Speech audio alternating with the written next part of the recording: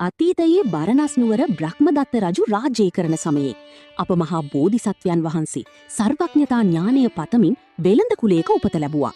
උන්වහන්සේ ඊතා නුවණැති උපායශීලී වෙළඳ නායකයෙකු ලෙස ප්‍රසිද්ධ වුණා. ඒ කාලයේම බරණස් නුවර තවත් එක් අඥාන අදූරදර්ශී වෙළඳෙක් වාසය කළා. දිනක් මේ දෙදෙනාම කරත්ත 500ක් බැගින් වූ විශාල වෙළඳ කණ්ඩායම් සමග වෙළඳාමී යාමට සූදානම් වුණා. පාරී තදබදය මගහැර ගැනීමට සිටු අඥාන වෙළඳා බෝධිසත්වයන්ට වඩා කලින් තම ගමන ආරම්භ කළා. ඔවුන්ට පසු කිරීමට තිබුණේ සැතපුම් 60ක් පමණ දිගැති ඉතා භයානක වන්නුපත නම් වැලි කාන්තාරයක්. මෙහි දවල් කාලයේ වැලි රත්වන බැවින් ගමන් කළ හැක්කේ රාත්‍රී කාලයේ පමණයි. අඥාන වෙළෙන්දා පිරිස සමග කාන්තාරය මැදට පැමිණෙන විට එහි වෙසෙන රාක්ෂයන් ඔවුන්ව බිලි ගැනීමට උපායක් කල්පනා කළා.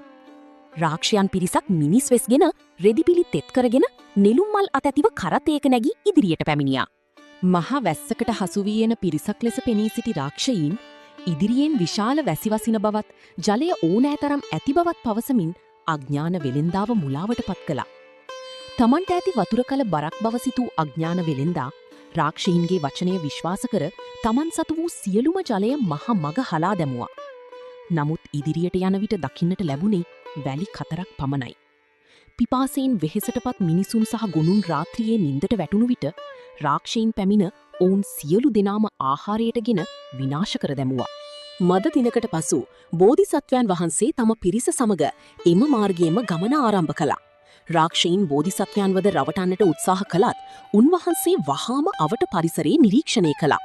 අහසේ වැහිවලාකුළු නැති බවත් සුළඟේ තෙතමනයක් හෝ සිසිලසක් නැති බවත් තේරුම්ගත් බෝධිසත්වයන් තමන් සතු ජලය බිඳක්වත් ඉවත දැමීමට පිරිසට ඉඩ දුන්නේ නැහැ.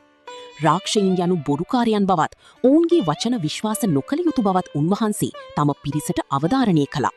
ගමන ඉදිරියට යන විට අඥාන වෙළෙන්දාගේ විනාශ වූ කරත්ත සහ මිනිස් ඇටකටු බෝධිසත්වයන්ට දක්නට ලැබුණා.